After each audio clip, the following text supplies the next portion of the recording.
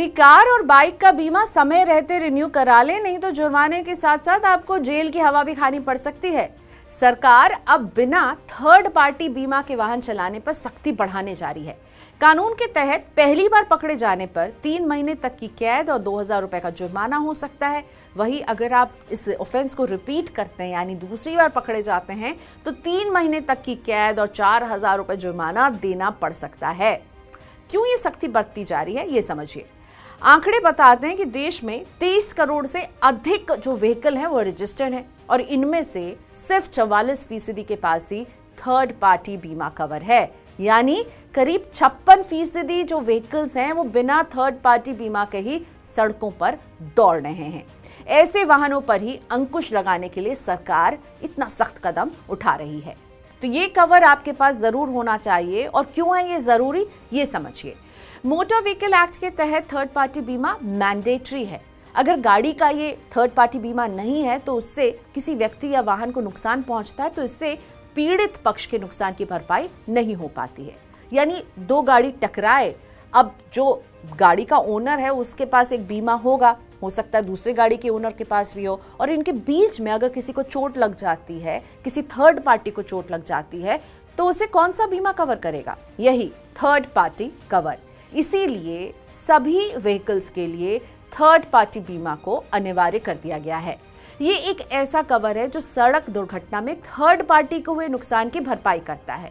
यहाँ first party का मतलब वाहन चलाने वाला है, सेकंड पार्टी बीमा कंपनी, और तीसरा पक्ष वो है जिसको नुकसान हुआ है। अगर आपके वाहन से किसी व्यक्ति या उसकी कीमती वस्तु को नुकसान हुआ है तो थर्ड पार्टी बीमा कवर के तहत बीमा कंपनी सारे खर्च की भरपाई करेगी। थर्ड पार्टी वाहन बीमा में शारीरिक चोट, अस्पताल का खर्च, कमाई का नुकसान और संपत्ति को होने वाले नुकसान का हर्जाना मिलता है। देश में हर साल सड़क हादसों के मामले बढ़ रहे हैं। नेशनल क्राइम रिकॉर्ड ब्यूरो की रिपोर्ट के मुताबिक देश में साल 2022 में 4,46,000 सड़क हादसे हुए और इन हादसों में 1,71,100 लोगों की जान चली गई, जबकि 4,23,000 से अधिक लोग घायल हुए।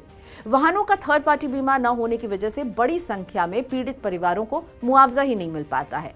इस तरह के जोखिम को कम करने के लिए सरकार बिना बीमा वाले वाहनों पर सख्ती बढ़ा रही है। इसलिए अपने वाहन की बीमा पॉलिसी को लैप्स होने से पहले रिन्यू करा लें, और अगर थर्ड पार्टी बीमा कवर आपने अभी तक नहीं लिया है तो जरूर ले लें। ध्यान रखें, third party insurance third party के लिए। कौन है थर्ड पार्टी? जिसको आपकी गाड़ी से चोट लग गई हो, जो मैंने अभी समझाया।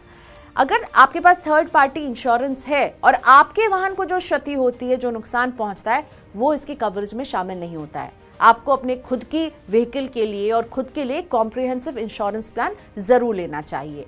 आपकी गाड़ी को जब क्षति पहुंचेगी तो थर्ड पार्टी से आपको कोई भी फायदा नहीं होने वाला है। इसीलिए आपके पास एक कॉम्प्रिहेंसिव प्लान होना चाहिए जिसमें आप कार की चोरी, तूफान या भूकंप जैसी प्राकृतिक आपदाओं को भी कवर कर पाएंगे।